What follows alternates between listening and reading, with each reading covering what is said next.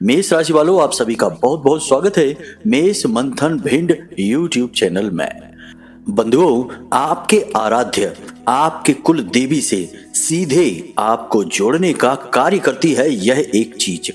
आपके कुल देवी या देवता की या आपके आराध्य की सीधी कृपा आपको दिलवाती है यह एक छोटी सी चीज। इस एक चीज को बस आपको सोते समय अपनी तकिए के नीचे रखकर सोना है। उसके बाद स्वयं देवी देवता आपसे संपर्क करेंगे, सपने के माध्यम से आपको दर्शन देंगे और आपकी हर एक मनोकामना को खुद आगे बढ़कर पूरी करेंगे। यह एक चीज इतनी चमत्कारी है कि इसके बारे में वेदों में, पुराणों में खुलकर चर्चा मिलती है। प्राचीन काल में इस एक चीज का प्रयोग ऋषि मुनि अपने लिए किया करते थे ताकि वे दिव्य शक्तियों से सीधे जुड़ सकें, उनका आशीर्वाद प्राप्त कर सकें और अपनी तपस्या को सिद्ध करके मनवांछित वरदान भगवान से, ईश्वर से प्राप्त कर सकें। समय के साथ साथ जब माहौल बदला, वातावरण बदला, तो लोग इस एक चीज के विषय में सब कुछ भूल गए। परंतु आज हम आपको इस एक चीज के विषय में संपूर्ण ज्ञान देने वाले हैं। जी हाँ बंधुओं, आपको इस कार्यक्रम को अंत तक देखना है। गलती से भी, भूल से भी इस कार्यक्रम को मिस मत कर देना, वरना यह इस नए वर्ष की आपकी सबसे बड़ी भूल होगी। वैसे तो हमने आपको इस प्रकार की चीजों के बारे में पहले भी बताया है, परंतु इस चीज के विषय में हम आपको पहली बार बताने जा रहे हैं। यह एक गुप्त रहस्य है, महाशक्तिशाली है, दैवीय शक्तियों को अपने साथ लेकर चलता है। बस जरूरत है तो सही विधि विधान और नियम के साथ इस एक चीज का प्रयोग करना। जब आप इसे प्रयोग करना सीख जाएंगे, जो कि हम आपको अच्छी तरह से सिखाने वाले हैं, तो आप खुद दिव्य शक्तियों के सीधे संपर्क में आ जाएंगे। फिर आपकी जो भी परेशानियां हैं, इच्छाएं हैं, उन्हें आप सीधे अपने देवताओं को बता सकते हैं और देवता आपका मार्गदर्शन करेंगे, आपको गलतियां करने से बचाएंगे और आपको एक ऐसे रास्ते पर लेकर जाएंगे जहां केवल और केवल खुशियां हैं, कामयाबी है और स्वर्ग के समान सुंदर जीवन है। ना केवल यह जीवन, बल्कि मृत्यु के बाद भी देवता आपका साथ नहीं छोड़ेंगे, क्योंकि इंसान इस संसार को छोड़कर जा सकता है, भौतिक दुनिया को और देह को त्याग सकता है, परंतु साधनाएं, पूजा पाठ और भक्ति जन्म जन्मांतर तक उसके साथ ही रहती है। तो यह एक चीज बहुत शक्तिशाली है। इसके विषय में आपको जानना बेहद आवश्यक है, क्योंकि आपने अपने जीवन में बहुत कष्ट देखे हैं। पिछला पूरा साल आपका संघर्ष में बीता है। आपने बहुत उम्मीदें लगाई थी समय के साथ, लेकिन आपकी मेहनत सफल नहीं हुई। हर एक प्रयास असफल होता रहा और संघर्षों की चार दीवारी में आप दब कर रह गए, पिस कर रह गए। परंतु अब समय बदल चुका है। अब यह नया वर्ष मंगल को समर्पित है। मंगल यानी कि ऊर्जा, मंगल यानी कि कुछ कर दिखाने का जज्बा।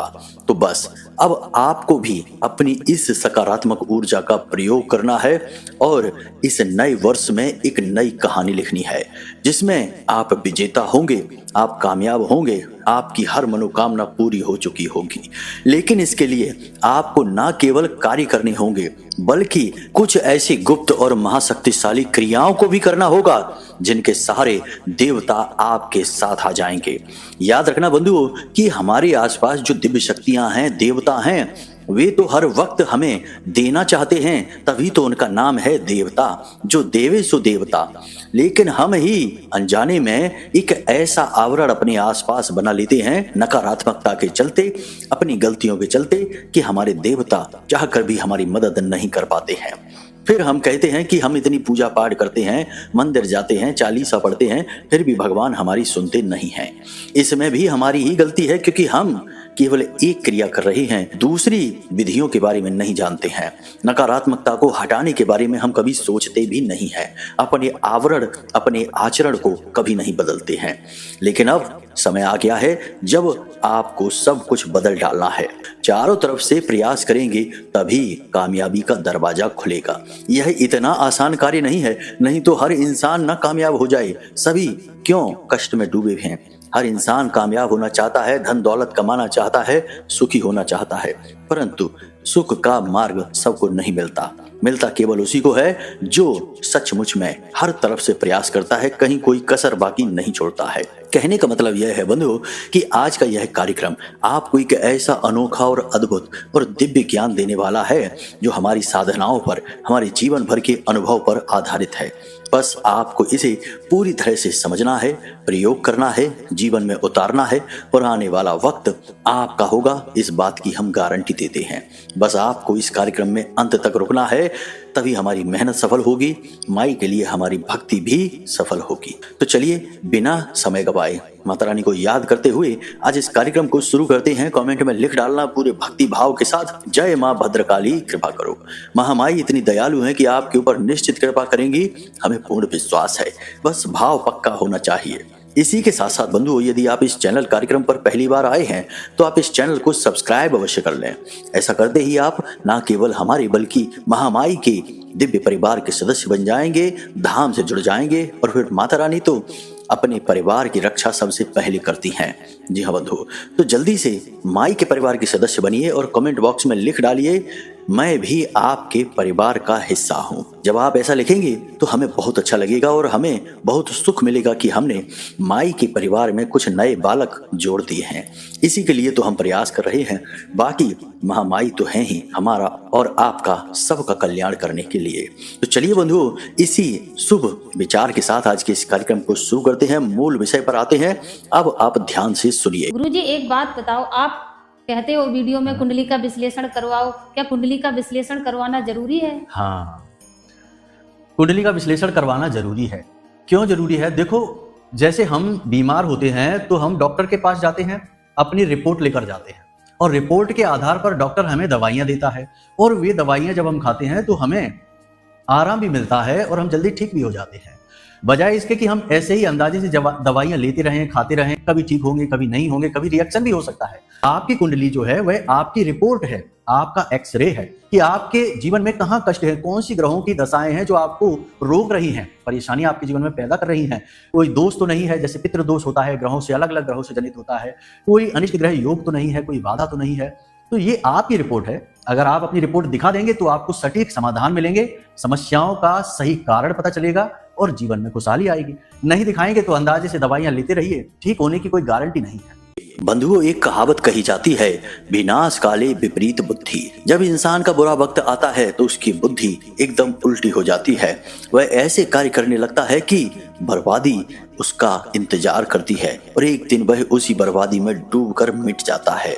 लेकिन ठीक इसके विपरीत भी एक कहावत है जिसे आपने शायद कभी सुना नहीं होगा, क्योंकि लोग नकारात्मक बातों को ही करते हैं और उन्हीं में रस भी आता है लोगों को।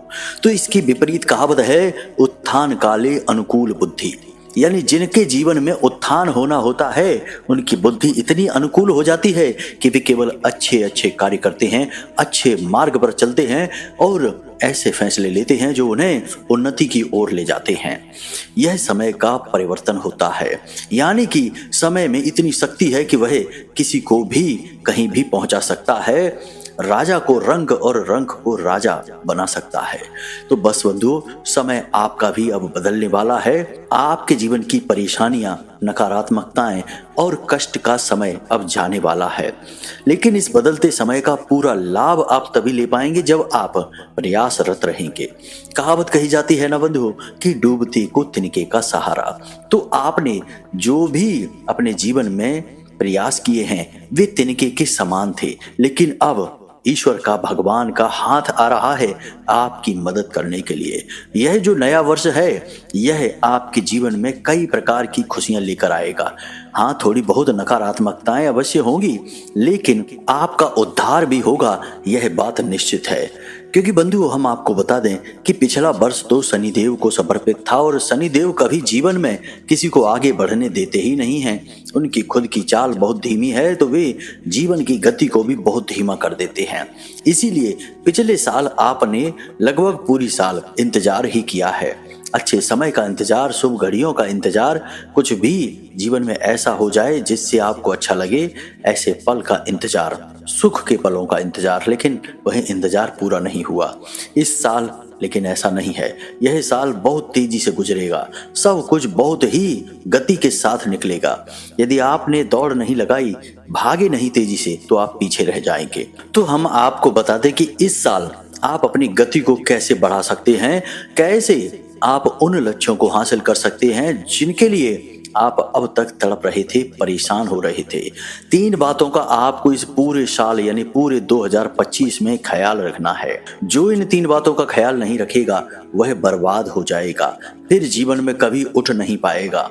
इस बात की हम गारंटी देते हैं, क्योंकि यह साल है ही बड़ा तेजस्वी, बड़ा ऊर्जावान। तो ध्यान से सुनिए। सबसे पहला कार्य है कि आपको अनुशासित होना पड़ेगा। पूरे डिसिप्लिन के साथ, अनुशासन के साथ जीवन को जीना होगा। हर एक कार्य का एक समय होता है। समय के बाद किया गया कार्य बिना मतलब का हो जाता है, अपनी शक्ति को खो देता है। जैसे कि ऑफिस जाने का समय यदि 10 बजे का है, तो आप यदि 10 बजे के बजाय 11 बजे 12 बजे ऑफिस जाते हैं, तो आपके ऑफिस जाने के कार्य का कोई महत्व ही नहीं है। लोग ना तो आपकी इज्जत करेंगे, ना ही सम्मान देंगे, और ना ही आप अपने कार्य को ठीक तरह से पूरा कर पाएंगे। यानी कि आपने कार्य भी कर दिया और उसका कोई महत्व भी नहीं रहा। इसी तरह से हम कहते हैं कि हर एक कार्य का अपना महत्व है, समय है। तो इस समय की शक्ति को पहचानना है। हर कार्य को बिल्कुल टाइम पर पूरा करना है। टाल मटोल बिल्कुल नहीं करनी है, बिल्कुल लेट लतीफी नहीं करनी है। जब तब यदि कोई विशेष परिस्थिति है तो बात अलग है, परंतु अक्सर आप कोशिश ये करें कि सूर्योदय से पहले जागें, स्नान आदि करने के बाद भगवान का पूजा पाठ अवश्य करें, चालीसा पढ़ें, आरती करें, जो भी आप करना चाहें वह करें, गाय के घी का दीपक जलाएं और उसके बाद पूरे नियम संयम के साथ अपने कार्यों को समय पर पूरा करें। यदि आप पूरे साल अनुशासित रहते हैं तो आप निश्चित तौर पर वह सब कुछ हासिल कर लेंगे जो आप सोच कर बैठे हैं, क्योंकि यह मंगल का वर्ष है। और मंगल कौन है? वह सैनिकों का नायक है, सेनापति है।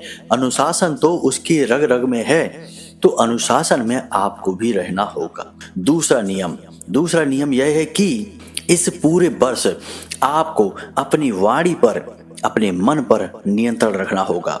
जी हाँ बंधु, कहने का मतलब यह है कि आप उल्टा सीधा कुछ भी खाएंगे नहीं, उल्टा सीधा कहीं घूमेंगे नहीं, समय बर्बाद नहीं करेंगे, उल्टा सीधा खाकर अपनी सेहत बर्बाद नहीं करेंगे, और सबसे महत्वपूर्ण कि उल्टा सीधा किसी से कुछ भी बोलेंगे नहीं। वाणी पर पूरा नियंत्रण, यानी आपको अपने ऊपर पूरा नियंत्रण इस पूरे वर्ष रखना होगा। यह आपके नियंत्रण की परीक्षा होगी। आप अपना नियंत्रण खोएंगे और आप इसके साथ साथ बहुत कुछ खो देंगे। आपकी सेहत भी जाएगी और मान सम्मान तो जाएगा ही जाएगा। बंधुओं, आप यदि किसी से अनाप शनाप बातें करेंगे, समय खराब करेंगे, व्यर्थ की बहसबाजी में पड़ेंगे, तो आपका कीमती समय तो जाएगा ही जाएगा, उल्टा आपके काम पर भी इसका बहुत प्रभाव पड़ेगा। आप बेहद भावुक इंसान हैं। आप किसी से 2 बातें कह दें और वह आपसे जब कोई ऐसी बात बोले जो चुभने वाली हो, तो हो सकता है कि उसके ऊपर आपकी बात का कोई प्रभाव न पड़े, लेकिन आप उसकी बात को लेकर दिन भर बैठे रहें, मन में उधेड़ बुन चलती रहे और आपका मन भी खराब हो जाएगा, आपका मनोबल भी कमजोर हो जाएगा। तो ऐसे में आप अपने काम पर कैसे ध्यान लगाएंगे? कहने का मतलब यह है कि नपी तुली बातें करें, नपे तुले कार्य करें।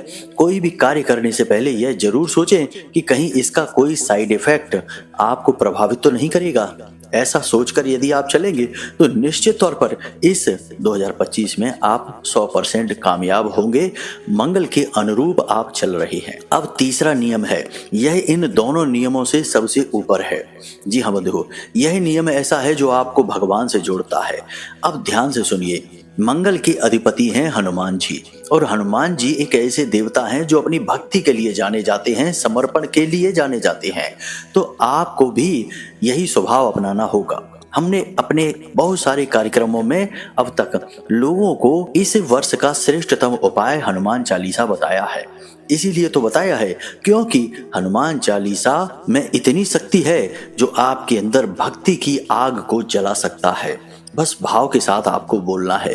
कहने का मतलब यह है कि इस पूरे वर्ष आपको जो भी आपके आराध्य हैं, कुल देवता हैं, उनकी बहुत अच्छे से भक्ति करनी है। समय समय पर कुछ विशेष अनुष्ठान करते रहने हैं, साधनाएं करते रहना है। साधना पूजा पाठ का श्रेष्ठतम उच्चतम स्तर होता है। एक तो वह पूजा पाठ होती है जो हमने सुबह जागकर आरती कर ली, चालीसा पढ़ लिया। यह तो सामान्य सी नित्य कर्म पूजा है। देवी देवता इससे प्रसन्न तो हो जाते हैं, परंतु उनकी कृपा प्राप्त नहीं होती है। कृपा प्राप्ति के लिए थोड़ा सा मेहनत करनी पड़ती है, कठिन प्रयास करने पड़ते हैं, तो जिसके लिए साधनाएं बनी होती हैं। गृहस्थ जीवन में भी साधनाएं की जा सकती हैं। असल में साधना का विधान ही गृहस्थ जीवन के लिए बना है।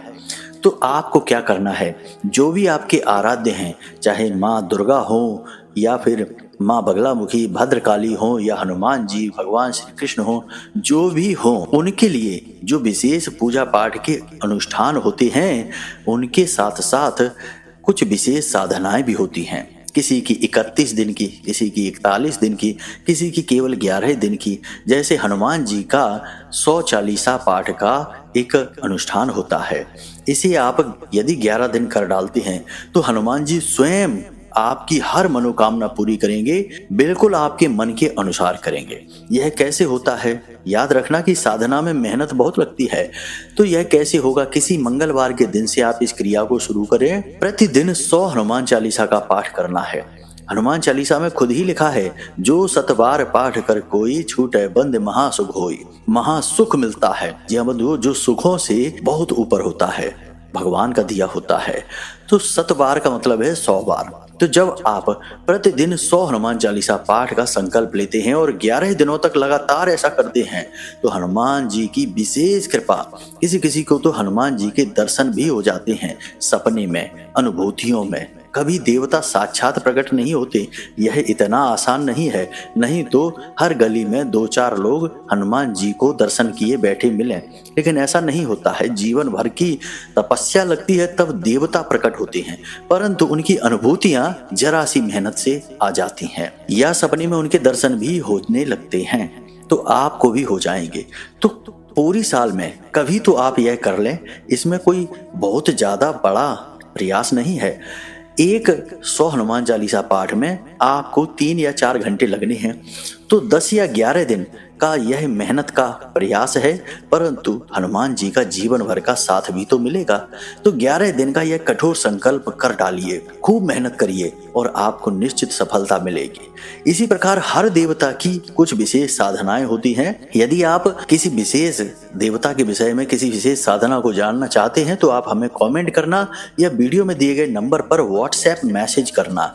तो हम आपको आपके मनवांछित देवता की विशेष साधना बता देंगे, कैसे करनी है, किस प्रकार करनी है, आप उसे करना शुरू करना। विशेष नियम और दिन के आधार पर साधनाएं होती हैं, यूं ही कभी भी नहीं कर ली जाती हैं। तो सारी चीजें आपको हम बता देंगे। आगे आने वाले कार्यक्रमों में भी हम साधनाओं के विषय में चर्चा अवश्य करेंगे। बंधुओं, सामान्य जानकारी तो सभी देते हैं, लेकिन जानकारी वह जो जीवन में सचमुच में क्रांतिकारी बदलाव लेकर आए, वही श्रेष्ठतम होती है, और जो जीवन भर साथ भी दे। जी हाँ बंधुओं, तो हम केवल उपाय नहीं बताते, बल्कि आपको जीवन भर चलने वाली क्रियाएं बताते हैं, जीवन भर लाभ देने वाले उपाय बताते हैं। यह छोटी मोटी बातें नहीं है, जीवन का अनुभव है हमारा।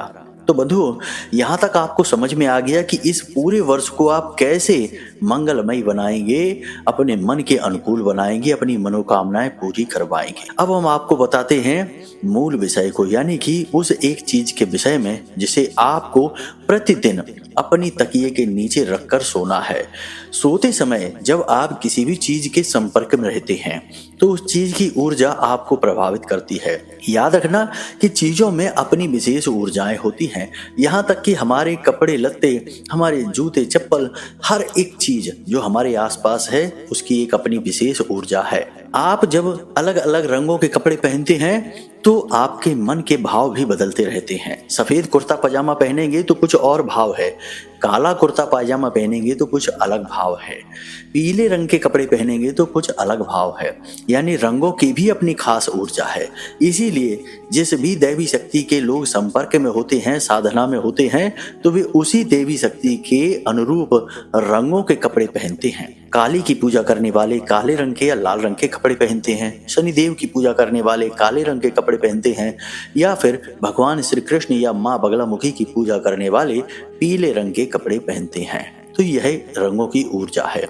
यहाँ तक आपको समझ में आ गया कि चीजों की ऊर्जाएं होती हैं जो हमें प्रभावित करती हैं। जब हम सो जाते हैं तो हमारा जो सूक्ष्म शरीर है वह अनंत कोटि ब्रह्मांडों की और अलग अलग लोकों की यात्राओं पर निकल जाता है। तभी तो हमें सपने में विचित्र चीजें दिखाई देती हैं। हम सोचते हैं कि भला यह क्या चीज थी, हमने क्या सपने में देख लिया। ऐसा तो हमने कभी वास्तविकता में देखा नहीं, सोचा नहीं, कभी इसके विषय में चर्चा भी नहीं हुई, लेकिन यह हमें सपने में कैसे दिख गया। तो यह हमारा सूक्ष्म शरीर होता है। अब यह सूक्ष्म शरीर बाधाओं से परे होता है, भौतिकता से परे होता है। यह किसी भी लोक में जा सकता है। पितृलोक में जाएगा तो आपके मरे हुए पितृ पूर्वज आपको दिखाई देंगे। देवलोक में जाएगा तो आपको देवी देवताओं के दर्शन हो जाएंगे। नरक लोक में जाएगा, राक्षसों के पास जाएगा तो आपको भूत प्रेतों के दर्शन होंगे। जी हाँ बंधु, कहीं भी जा सकता है।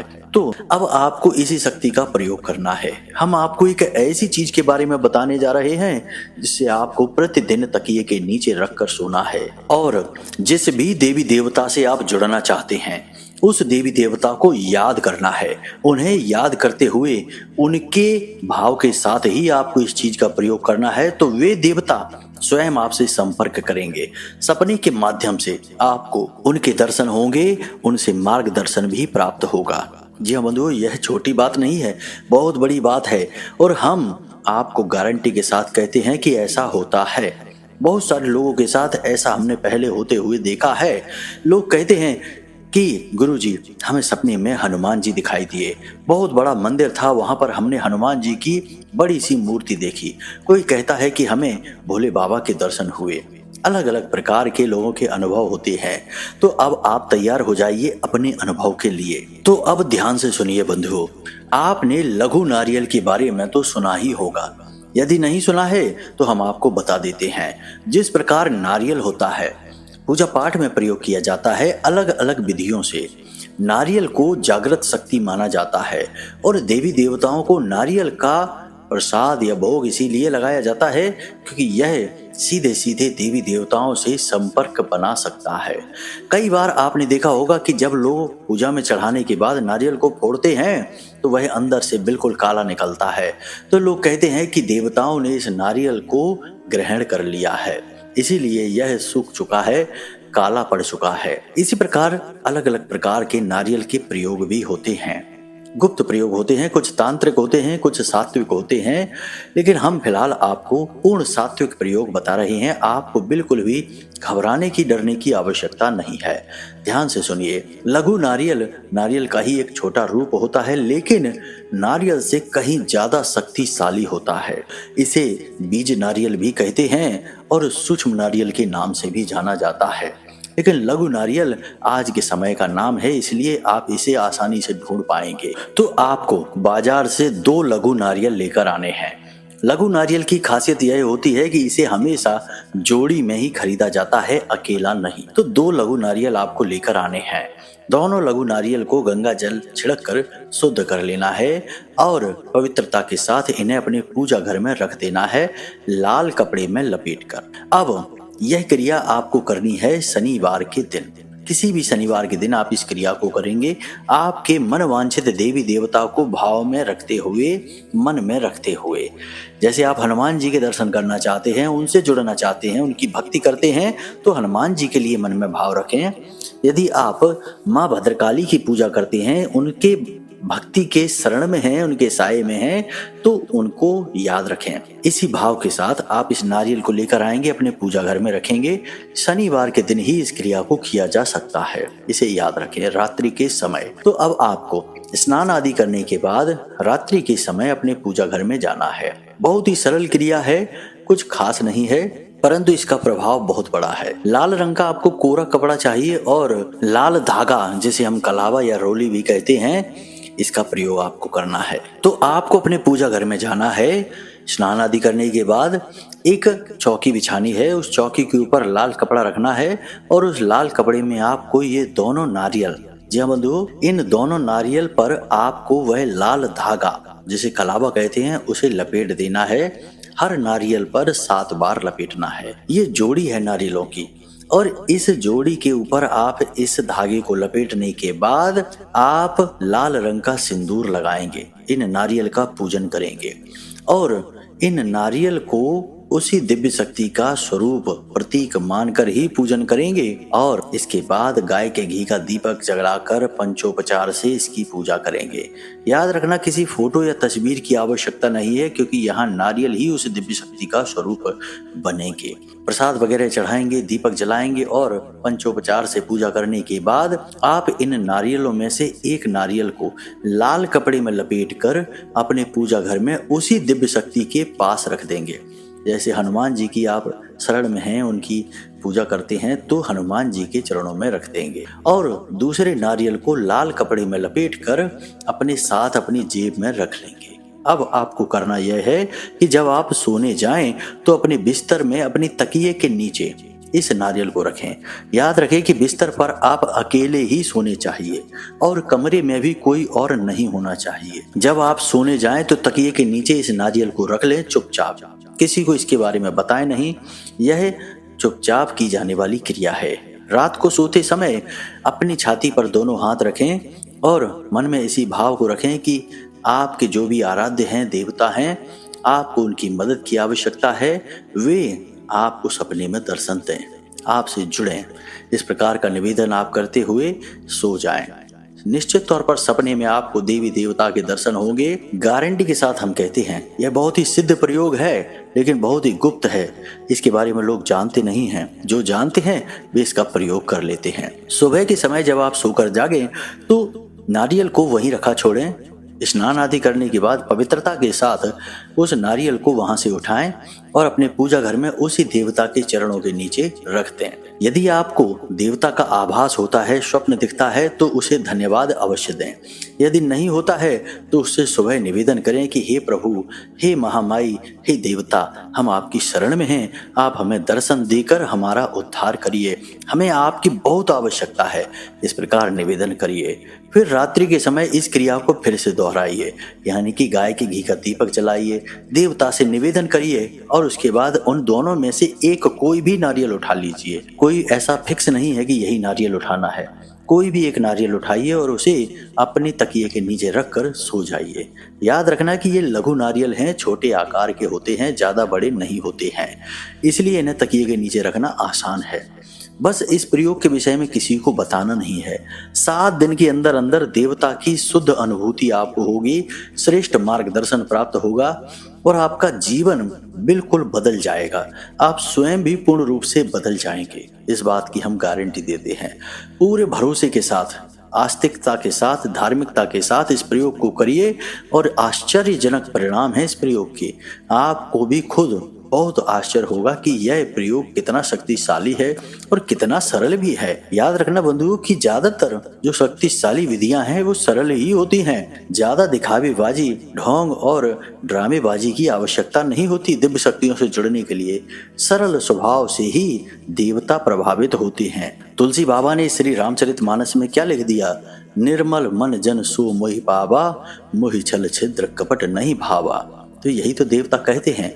तो सरलता के पीछे न जाइए, बड़ा ही शक्तिशाली यह प्रयोग है, इसे करिए। फिर इसके परिणाम क्या हुए आप हमें कमेंट करके अवश्य बताना, या वीडियो में दिए गए नंबर पर व्हाट्सएप मैसेज करके बताना, हमें भी इंतजार रहेगा।